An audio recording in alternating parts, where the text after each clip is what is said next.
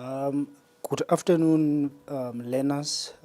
This is one of the presentations that I'll be making on the civil resistance in the 1970s in South Africa, the anti-apartheid movements, or the so-called the international response to the apartheid system. The presenter is Mohau Soldat from Senakangwadi Secondary School.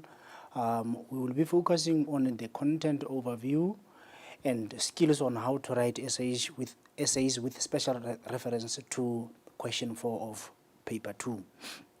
So the first question is, which is why we need to understand the importance of writing history, writing essays in history. We need to know why is it important that we write essays in history. Firstly, we write essays in order to communicate views, in order to share ideas and specific narratives, to train learners to raise arguments and to sustain them throughout the essay, to capacitate learners with knowledge and significance of chronological writing in history. So basically, it is important for us to write these essays in history so that we can be able to achieve those 4 things that I've just mentioned. And then we have different types of essays in history writing, but I've sampled one, which is the constructive essay writing. Constructive essay writing can be an influential way of writing an essay where the learner focuses on the developed argument. The sense that the constructive essay writing would mean one has to develop a specific argument, and throughout the essay, as I've alluded earlier on, throughout the essay, try to sustain their developed argument. Therefore, in order for us to do that, our essay learners will be exposed to this later on in this presentation. Our essays comprises of different paragraphs. So we use the peel method, which is where we have the first P from the peel is to raise a point or perhaps develop a line of argument. So when we read the question so that we can grasp the essence of our argument, and then we develop our line of argument that this is the position that I want to take, and then so on. And then the P, the E around peel, which is why are you taking that position, and you elaborate more or further on your stance on the first point, then you will be developing or a line of argument. And then evidence, sample pieces of evidence to be used in order to sustain your line of argument. Therefore, learners will be also encouraged to, when they are writing their essays or introductions, they will be encouraged to sample pieces of evidence that will assist them or that will be used to sustain their line of argument. And then the link, which is extremely important in essay writing in history. Why do we need to link? We need to link the first aspect to the second aspect. Therefore, that means in your paragraph, the last part of your paragraph, you introduce the second aspect, the aspect that we'll be discussing after when you have exhausted the first aspect. Therefore, then when we deal with the civil protest in South Africa and looking into the international response, we look into few things. One, since the adoption of the program of action by the ANC in 1949, there was intense internal pressure against the apartheid regime until the dawn of democracy in 1994. One will ask a question, why 1949, the program of action 1949? 1949, it was a year after the adoption of the apartheid policy by the National Party in South Africa when they won elections.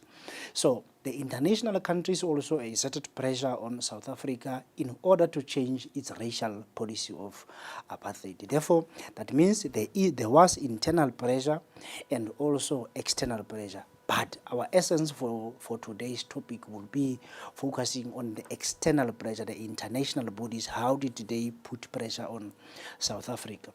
South Africa was punished through various forms of protest. Among others, it includes the boycotts, sanctions, disinvestment, which will push the South African government to the edge in order to change its policy. African countries also played a critical role, as where learners will be exposed to these frontline states later on in this presentation.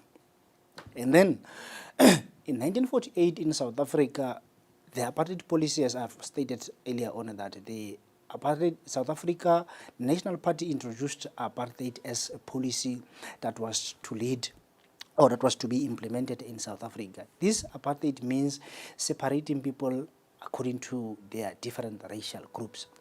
So in order to do that, they needed to come up with different legislations that will make this policy, that will assist to implement this policy. Among others, it included the Prohibition of Mixed Marriages Act of 1949, which did not allow different people from different racial groups to be married.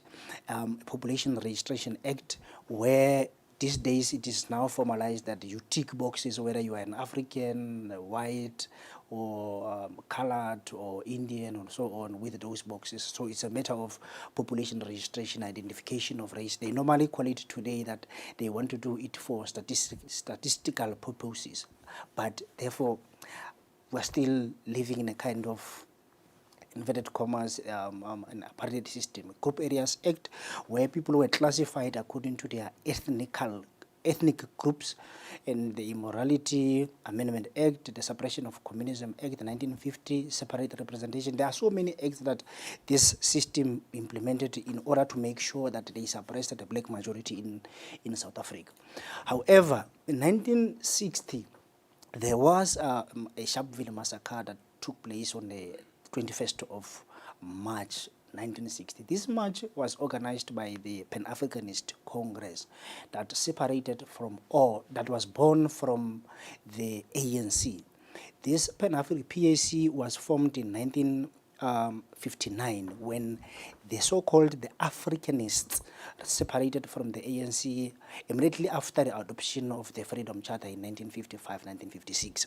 So they formed their own organization called the PanAfricanist Congress, which did not allow interaction, or did not allow any other racial groups. That is why they used a slogan called boycott, that they will do it alone as Africans. As you learners will be learning about black consciousness, that some of the ideas of black consciousness stemmed from the ideals of PAC. PAC planned the march against the pass law on the 21st of March 1960. So it was during this march that the apartheid government massacred 69 people, and 169 people also were wounded during that massacre in Sharpeville.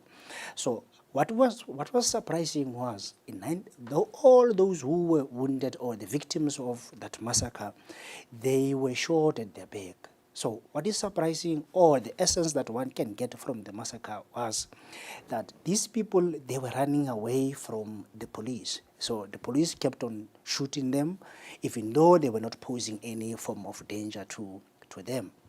And then thereafter the Sharpeville massacre, this is where the importance of this Sharpeville massacre highlights the political scene in South Africa, which will educate us as to why was it important for international bodies to put pressure on South Africa.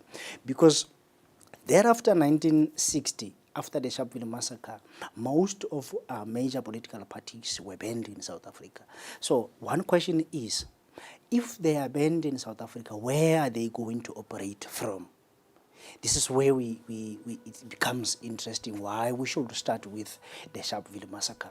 Therefore, after 1960, because the apartheid system was adopted in South Africa, political formations, or outside South Africa, the anti-apartheid movements were formed because they wanted to assist South Africans to fight, especially the black majority, to fight against this system that was this racist system in South Africa.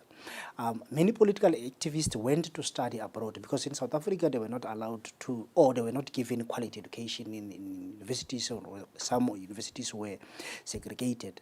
People like, for instance, Thabo Mbeki, Yusuf Dadoo, Kadas Male, and others went to and study in exile. So in 1959, the British anti-apartheid movement was formed. It was formed through the efforts of Trevor Huddleston, and the exiles in London called for a boycott against South African products such as fruits and cigarettes. One will see how will this unfold until the 1980s. Karasmal in 1964 played a critical role in forming the Irish anti-apartheid movement. Why Karasmal? Because he was working as a lecturer in one of the colleges or universities somewhere in Ireland. So, because of the exerted pressure on South Africa, fast forward to 1978, 1979, when P.W. Botha became the president, after this Soweto uprising and so on. Because of the immense pressure that was coming from inside, internal, and also outside South Africa, P.W. Botha came out with what he called the reforms, the total onslaught, the total strategy. P.W. Botha used his policy of the total onslaught or total strategy to bring about reform and greater repression against black majority in South Africa. The changes to the apartheid were superficial and were met with the growing resistance. That is why when normally our questions are posed to you, to learners, they focus mainly on the international resistance against apartheid in the 1980s. So the government retaliated with increased pressure, and the 1980s became one of the most violent periods in South African history. And also, in coming up with those, additionally coming up with those reforms, Botha also introduced what he called the tricameral parliament, trying to ease the situation, trying to meet other people halfway. And this tricameral parliament, it faced with increasing black unrest as well as the international criticism. Why was it criticized? Because this parliament excluded black people. It was a tricameral parliament because it was inclusive of the whites. 2, it was inclusive of the colors. 3, it was inclusive of the Indians. And which would exclude Africans or black majority in South Africa. So the fact that black majority were not represented in parliament then increased the international and also the internal pressure in South Africa. The institution of tricameral parliament caused greater anger and led to a popular revolt across South Africa and also internationally. So this anti-apartheid movement will embark on different forms of protest in order to put pressure on South Africa so that South African government can change its approach and can include other different racial groups, particularly the black majority that endured most of this apartheid policy. So the international bodies, the anti-apartheid movements in Britain and also in Ireland, embarked on different forms of protest. These different forms of protest will put pressure on South African government so that they can at least try and reform and create a government the government of unity, government that was inclusive to everyone, where everyone was to be treated equally, where race was not going to be the essence of, or where race was not going to be used as a shield. However, through these various forms of protest, we normally call it the B4DS plus F, which means the boycotts. We have 4 boycotts, and also the disinvestment, D, and sanctions, plus F, then Frontline States, and also the trade unions. I will also go through the overview of what was happening in South Africa by then. So the boycotts started with sports boycotts. This sports boycott started as early as in the 1960s and also 1970s. So it becomes a little bit tricky when we write our exams or when the question is posed to us, to learners, that discuss what happened in the 1980s. Learners normally get confused. What is happening is this is the only item that covers two decades, after the 1970s and also the 1980s. I think that is clear. So the sports boycott, South African sporting codes were racially divided. And that means black people were allowed to participate in certain sporting codes, and also they were not allowed to participate in certain sporting codes. For example, in rugby, the national team comprised only of white people, cricket and also the baseball, among others. They catered only for the white population.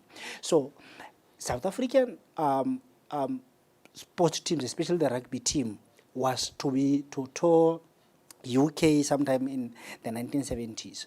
So the 9 official tours or matches were cancelled, and the matches were disrupted, hotel doors were blocked. Why were they blocked? Because of the anti-apartheid movement protest. They galvanized support around the country, and they said, we need to protest against the South African team that will be visiting our country. And in them visiting our country with their racial policies back at home, the apartheid system, we need to ensure that we disrupt their tour in our country, so that at the end of the day, they understand the pressure that we are putting in. Why? One basic question is, why do you want to, how will this then affect those who were participating in the sporting code? One, the minute you are competing internationally, it means you are marketing yourself for recognition outside your country. And if you are competitive enough, one can manage to scoop a position somewhere outside the country. And in 1977, the Clinicals Agreement was signed, where South Africa was to be excluded in a number of activities.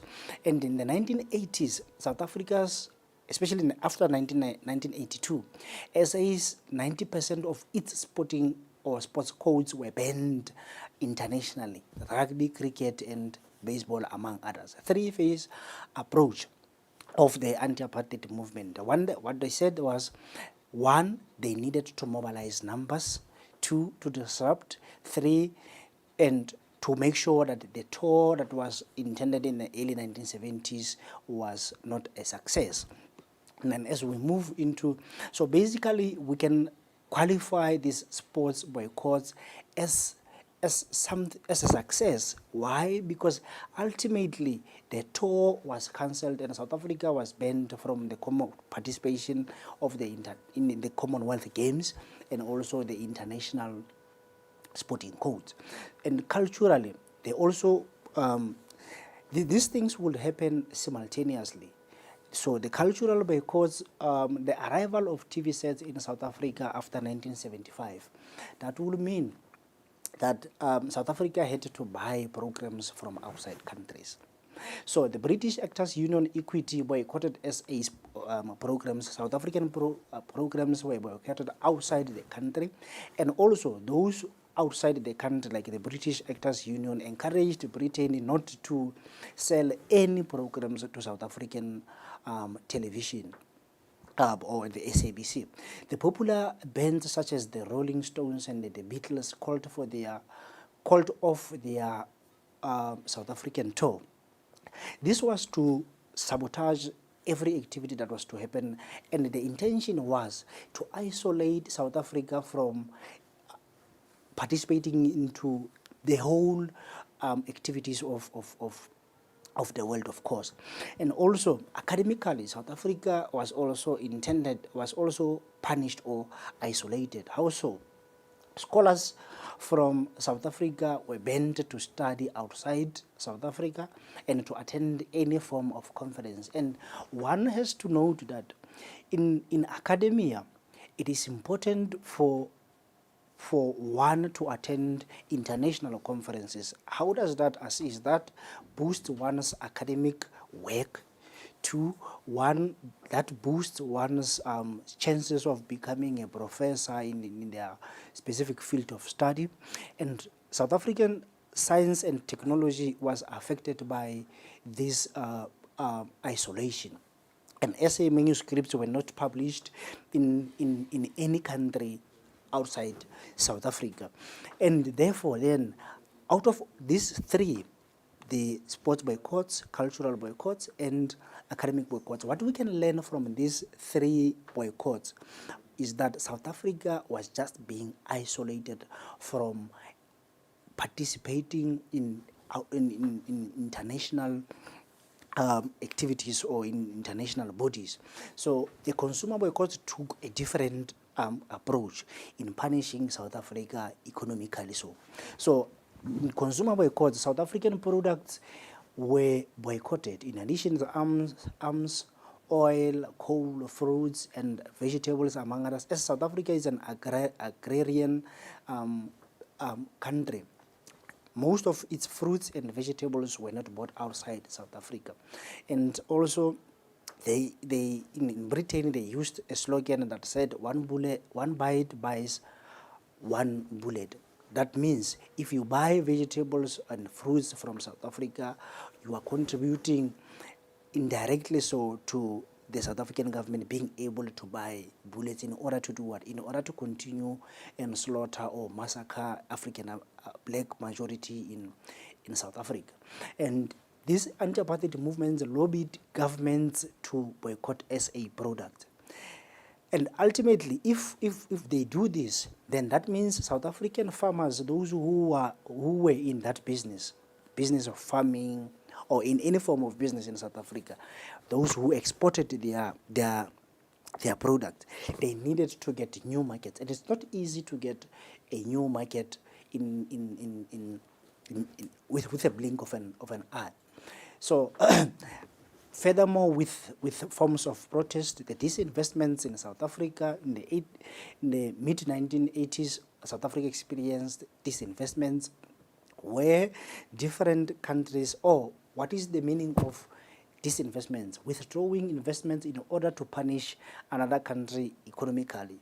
Then different countries, especially international countries, one has to note this, that they invested in South Africa because South Africa had, or they were attracted by cheap labor in South Africa. And cheap labor it means if we invest where we get cheap labor, we can make, or we can maximize profits. And racially, where would this cheap labor come from? It will also come from the black majority African blacks in South Africa. So anti-apartheid movements put pressure on different governments to withdraw their investments in South Africa. Then in Britain, the Barclays Bank, the Manhattan, General Motors, Shell, Coca-Cola, Pepsi, and others withdrew their investments in South Africa. And when they withdraw their investments in South Africa, that means factories will be closed. That means banks will be closed. That means any operation that came with assistance of those investments will be closed. And that means high rates of unemployment will be inevitable in South Africa. And if number of people are unemployed in South Africa, that will increase the resistance against the apartheid system. So basically, this type of pressure was to bring South Africa's economy on its knees so that the government in place by then can start to reform and change its racial policies. The South African currency was heavily hit by the disinvestment, with GDP of the external debt of South Africa increased from 20.3% to 43.7%, and the debt servicing payment doubled. That means South Africa was its debt or its borrowing will increase, and if there's an increase, that means one won't be are able to repay the loans or whatever form of assistance they get outside.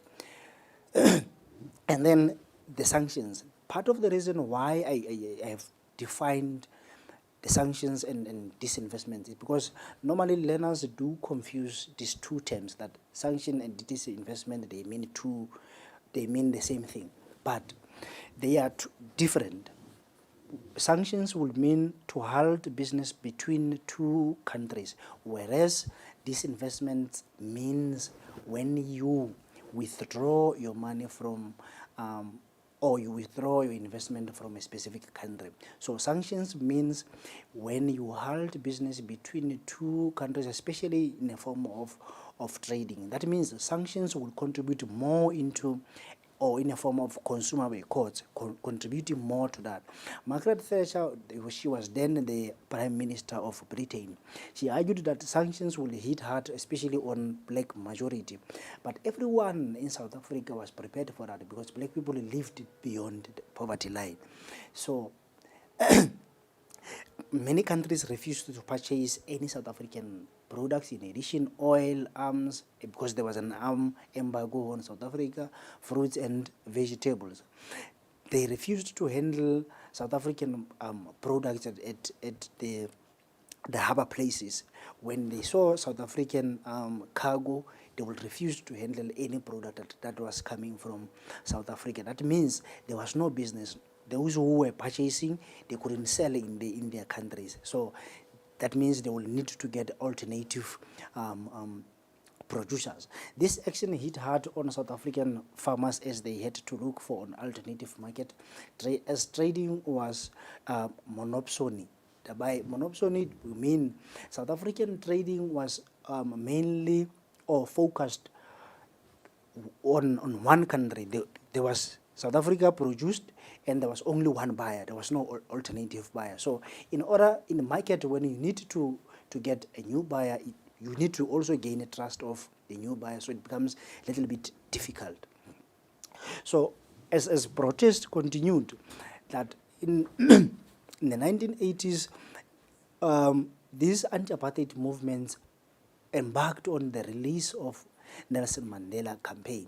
They set up a Free Mandela Coordinating Committee in 1983, broadcasted, and then they broadcasted the Release Mandela Campaign in over 67 countries. And in Britain and in Netherlands, streets were named after Nelson Mandela, who would become the first black president, of course, after the elections of 1994, when the National Party responded positively towards the pressure that that was exerted to them by different stakeholders internally and also externally. Jerry Demus and Dali Tambo formed an Artist Against Apartheid, which organized a rock concert. This concert was broadcasted in over 67 countries. The anti-apartheid movement initiated a Freedom at 70 campaign in honor of Nelson Mandela's 70th birthday. A concert was held at Wembley Stadium with well-known artists such as Sting, Whitney Houston, and Stevie Wonder.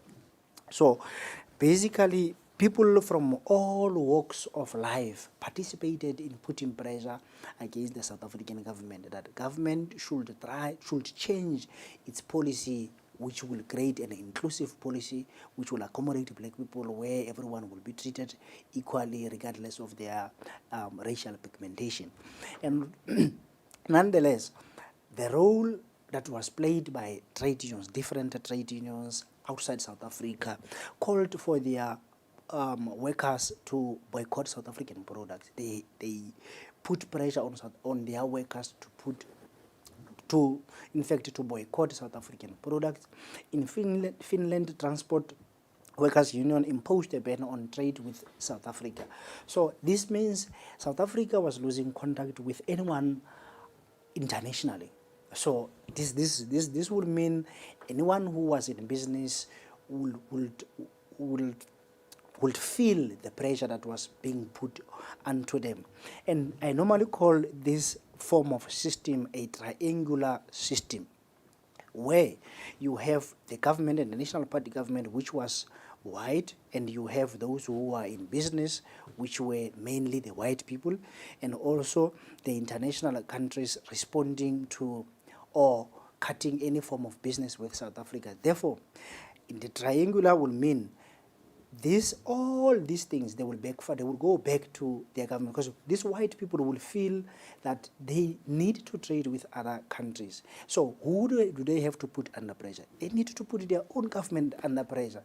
That it's not like they suddenly loved integration, loved being or working with black people, but because they were losing millions and millions of rands because they couldn't sell any of their products outside South Africa. So they had to put government under pressure so that the government can start and reform. That is why in the mid-1980s, most white people felt that they are fed up with the apartheid system. They need change in South Africa.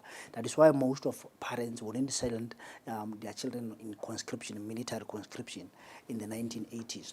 So the international trade union movement called for a boycott of South African goods and trade, disinvestments, and raised funds for the anti-apartheid movement. So in Africa also participated in putting pressure on the South African government. How so? In a sense that, remember when we started earlier on, I asked one question, that if the PAC and the African National Congress, the ANC, were banned in South Africa, where were they going to operate from? Where did they just vanish? No, they did not vanish. But what happened? The Frontline States, which were the African countries, especially in SADC, the African countries housing PAC and ANC exiles, these parties were banned in the 1960s, meaning these African countries created camps for PAC members, or the PAC as an organization. The ANC in exile, these African countries created camps, gave them space to operate, to form or to reform their own organizations, to re-strategize, so that they can come back and fight against the apartheid system. That means these African countries kept the fire burning, assisted these political organizations from South Africa to be alive. And that means if they are alive, they can also, in one way or other, come back and fight against the apartheid system. And most of the SADC countries were used as refugee countries. I'll just give you an example later on. They allowed ANC and PAC to establish their bases, the military bases. They assisted and capacitated them with the military training, schooling.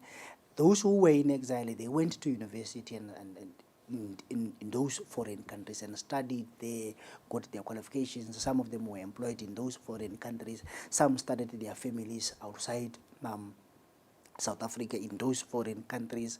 And all those were allowed by these African countries. In 1981, SA called for destabilization of the Frontline States.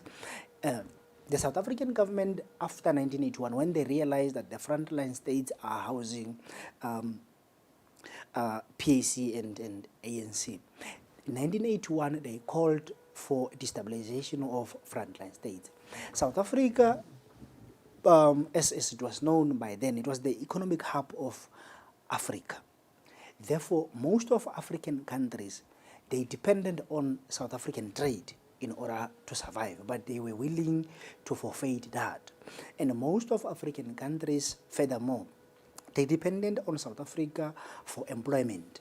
Most people came from Mozambique, Lesotho, Namibia, Botswana, Zimbabwe, for work in mines, so that they can make living. But South African government, immediately when they realized that these people are assisting their governments back at home, they are assisting the terrorists, PAC and ANC. Therefore, we need to destabilize those states. For example, Lesotho assisted ANC and also PAC. So in 1982, there was what was called the Maseru Massacre. The Maseru Massacre, South African Defence Force alleged that that Lesotho was housing terrorists. Terrorists, they meant ANC and also PEC. So in 1982, on the 9th of December, South Africa deployed, in 1982, deployed soldiers in Lesotho to raid the ANC members and also the PAC members, and 42 people were killed, and 12 of them were Basotho and 30 of them were the South African citizens. And after democracy in South Africa, some of them were reburied, exhumed in Lesotho and reburied in South Africa. So this was one of the houses where some members of the ANC, the refugee houses, and one of most people were killed, or I think 5 of them, they were killed in this house at Florida Park in Lesotho. So this is one of an example of how South Africa reacted to the Frontline States housing African countries. There are so many forms of the attacks that South African government embarked on, the Lusaka massacre or Lusaka killings, the Harare killings in Zimbabwe, in Zambia, the Lusaka, and then ultimately, all these forms of protest, they exerted pressure on South African government. They pushed SA's government to a negotiation table with the ANC. And simultaneously, the collapse of the Soviet Union, also the question 6 of paper 2, also pushed SA into negotiation, which took place in the 1990s, as maybe you do Road to Democracy in your respective schools. So these topics, they are well arranged with essence of the link in between. So basically then, in a nutshell, one can realize that all these forms of protest, regardless of their role and regardless of their significance, they exerted pressure on South African government in order to reform or change its policy of apartheid. They pushed SA's government to a negotiation table with the ANC, which became the majority party in 1994 when they won elections. And also, that is then South Africa will realize its democracy in 1994. So we can therefore, however, please, learners should be careful with what I want to do here. We can also learn the same things from question 6 of paper 1, that we can compare these topics. There are 2 different topics happening in 2 different countries, in 2 different continents. But we can say, paper 1, question 6, civil rights movement, the presentation should have reminded us of the following main features of the civil protest by civil rights activists in United States of America during the 1950s to the 1970s. Firstly, the initiative to challenge the government of the USA to address the demands of South African Americans was led by ordinary members of the society. This is what we should have seen, that the international anti-apartheid movement was led by ordinary members of the society, the civilians. It was not a political organization, it was not a political movement, it was just a movement led by civilians. The aim was to highlight the plight of African Americans and make the international community aware of what was happening in the USA. Also, this is what we see in South Africa, that the anti-apartheid movement wanted to show how South African government is treating black Africans in South Africa, and how this apartheid system is indeed affecting the black communities in South Africa. The civil rights activists engaged in various forms of protest and campaigns to put pressure to the government to meet their demands. And I've just highlighted through the content overview the various forms of protest that anti-apartheid movement embarked on in order to put pressure on the South African government to reform or to change its policies. And in continuation of those, then these various forms of protest and campaigns were largely peaceful in America and also in South Africa, government will just repress and kill thousands of black Africans in South Africa. People from all walks of life in USA participated in these forms of protest and campaigns.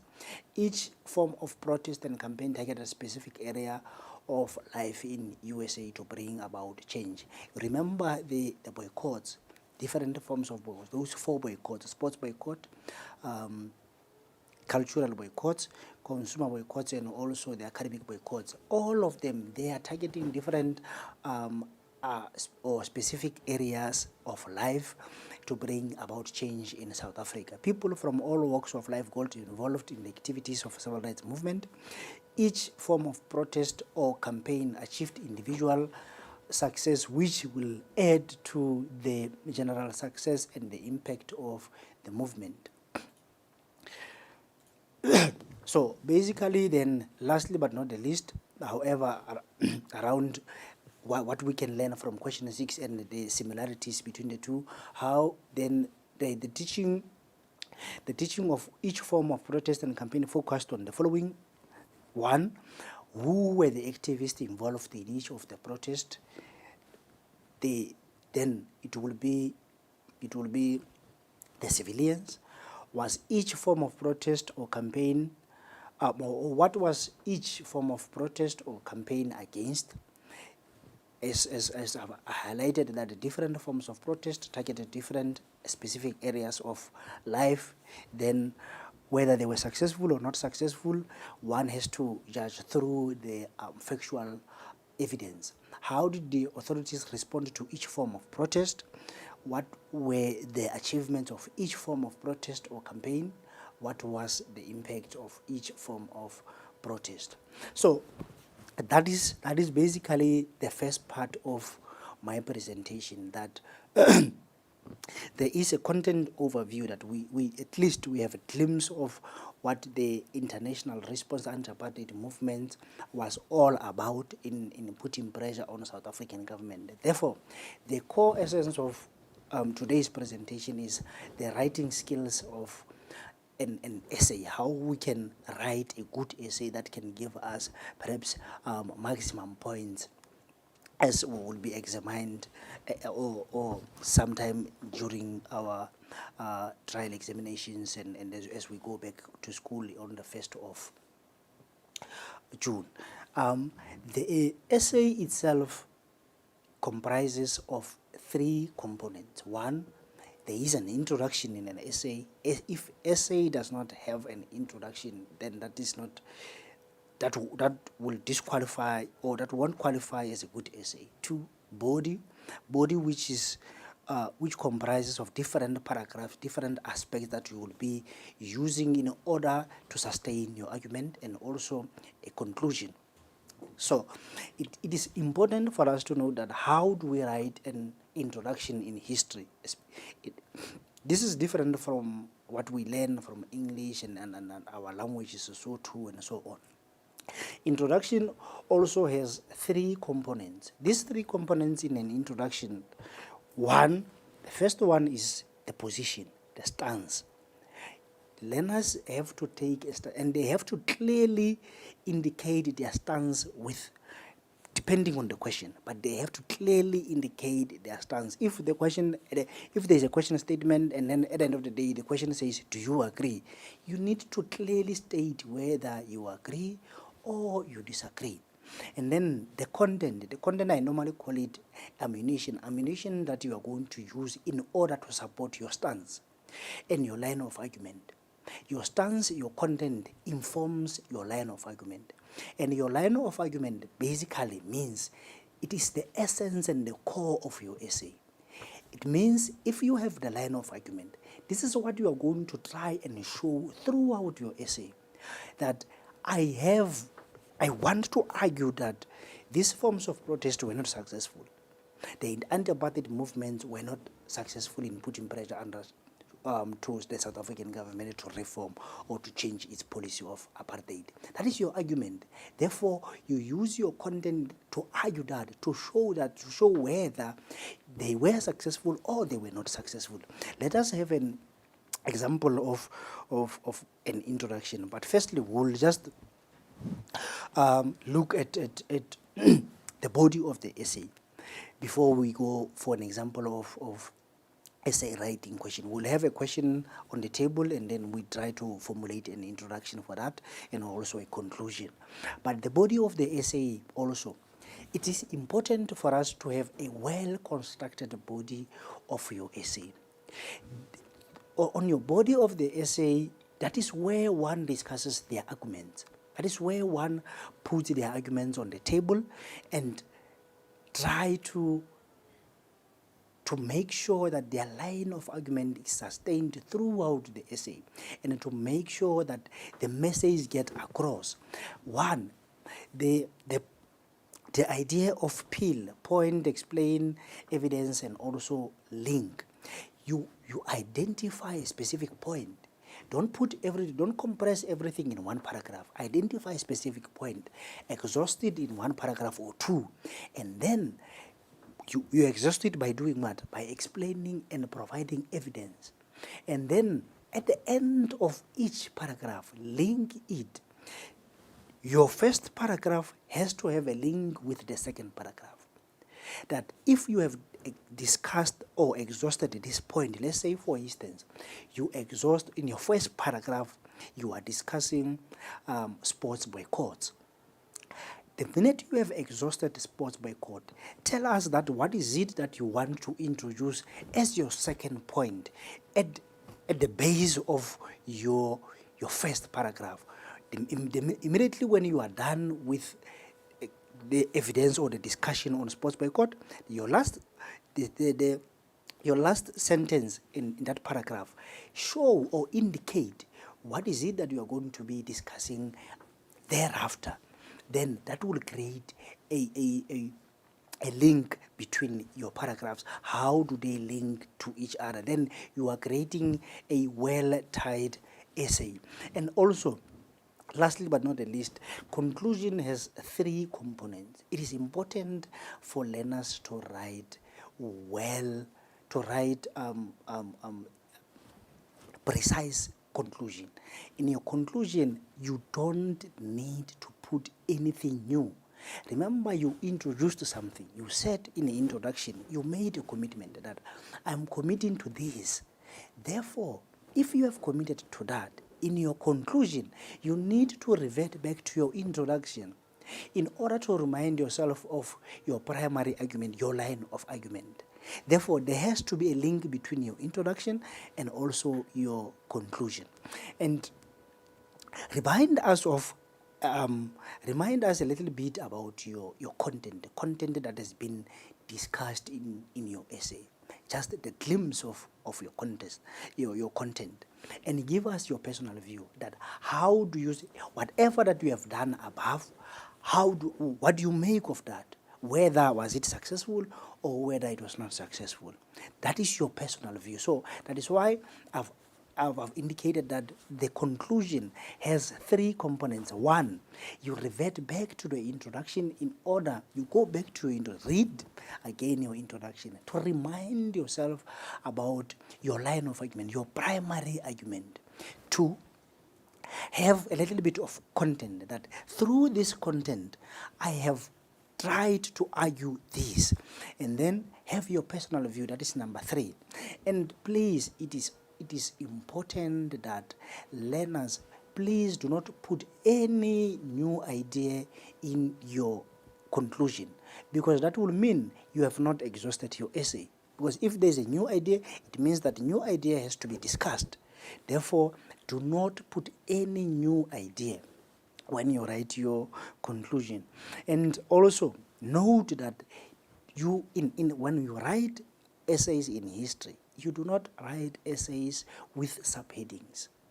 You just discuss your element. That is why I said it is important for us to link our paragraphs. Because if we link our paragraphs, that means we are reminding ourselves of the next subheading. There's no need for us to write subheadings in between our paragraphs. So use the last sentence in every aspect to show what is it that you are going to discuss in the subsequent paragraph. Therefore, I've included a sample of a question so that we can try and formulate our own introduction and also try to formulate our own conclusion. So our question says, sanctions and disinvestment by international community were two most important strategies that they used to plot the demise of apartheid. That is not a question, that is just a statement. Sanctions and disinvestments by the international community were two most important strategies that they used to plot the demise of the apartheid. I repeat this, that is not a question, that is just a statement. But here is the real catch, here is the real question. Do you agree with this statement?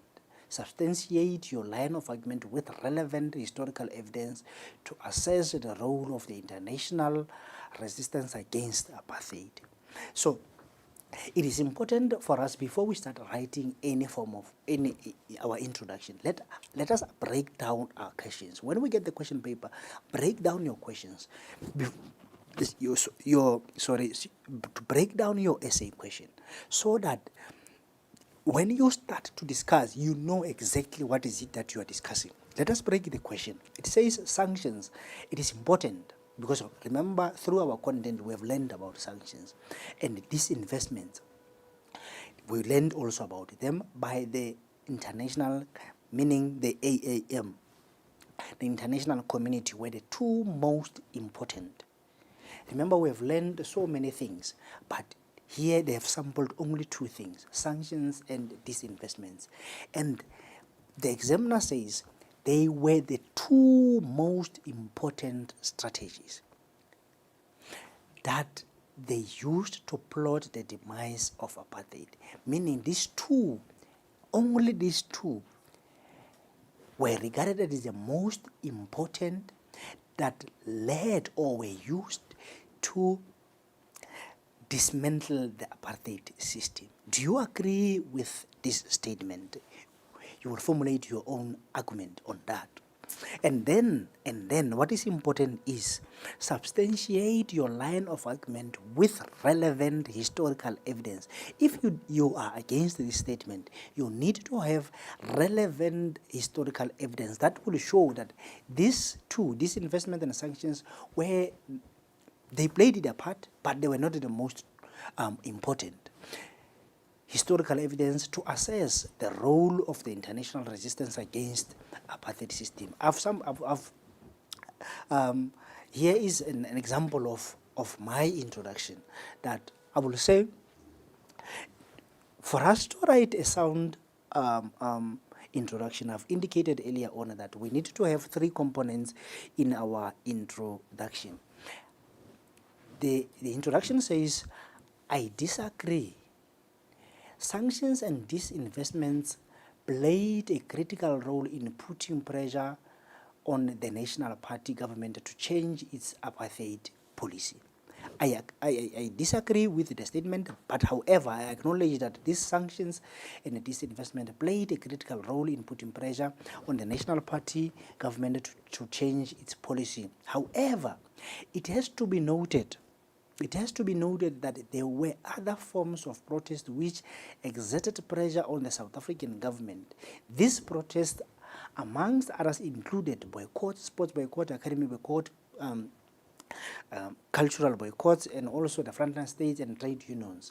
That is the content or the evidence that I'm going to use in order to show that these two, disinvestment and sanctions, were not the most important, but also they played their role, and there were other forms of protest that added value towards the demise of the apartheid system in South Africa. I will therefore below explore the role of sanctions, disinvestments, and other forms of protest which ultimately led to the demise of the apartheid system in South Africa. Therefore, my introduction acknowledges the role of sanctions and disinvestment. However, it does not leave out other forms of protest. It does not leave out other forms of of protest. And then this is my line of argument, that I will therefore below explore the role of sanctions, disinvestment, and other forms of protest, which ultimately led to the demise of the apartheid system in South Africa. That is the line of argument, meaning the essence of my essay will evolve around this line of argument. And then basically then, if one looks closely, we can realize that this introduction has a stance. It also gives us a little bit of content, not everything, but just a glimpse of content. And also it gives us the link, the line of argument. What is it that I'm going to argue from my essay? With everything having been done, one needs to acknowledge that we need to also write the precise and well-informed conclusion. I said earlier on that we need to revert back to the introduction in order to write a well-structured conclusion. My conclusion is that it is therefore, in my opinion, that sanctions and disinvestment played a critical role in putting pressure on the South African government to end apartheid. It was, however, by no means that they were the only two forms of protest that led to the end of the apartheid system or regime. That is the argument. The anti-apartheid movements embarked on various forms of protest, among others, sports boycott, Free Mandela Campaign, and the Frontline States. The content. And ultimately, the combination of all discussed factors eventually led to the demise of the apartheid system or the apartheid era in South Africa. That means one is also making reference to the fact that these sanctions and disinvestment, they played a critical role in putting pressure on the South African government. And also, the line of argument is still there, appears on my conclusion, and also there is a bit of content making reference that above I shall have discussed that various forms of protest, among others, sports boycott, Free Mandela Campaign, and the Frontline States, contributed immensely towards to put pressure on South Africa to dismantle the apartheid system. And ultimately, this is my personal view, my personal opinion, that ultimately the combination of all factors eventually led to the demise of the apartheid era in South Africa when the first multinational government was elected in 1994. This is my personal view. So basically the three aspects from what I said should be inclusive in your conclusion are highlighted, and also in your introduction those three aspects are highlighted: one, the stance; two, content; and also the line of argument. And when we go to the conclusion, there is a line of argument, there is a content, there is a personal view. All these, they do not have a chronological order to follow or a certain sequence to follow. Just put them there in order, but as long as they make sense. So there are different sources that can be consulted in order to embrace knowledge or to make sure that you understand better on this topic. The Van Zyl Slabbert F. Reform and Revolt 1983 in the present, volume 5, number 4 of 1983, Tom Lodge, Black Politics in South Africa since 1945. It was published in London, 1983. Edgar Robert, Sanctioning Apartheid. It was published in Britain, 1990. Dan O'Meara, The 40 Lost Years, Apartheid State and the Politics of the National Party, 1948 to 1994. It was published in Randbeck in 1996. I therefore thank you for the whole. I hope that this presentation was well informative, and please, everything that you shall learn when you go back to school, let it do not preoccupy yourself with this information, but use it as an additional material in order to make sure that you are well capacitated and prepared for your examinations. Thank you.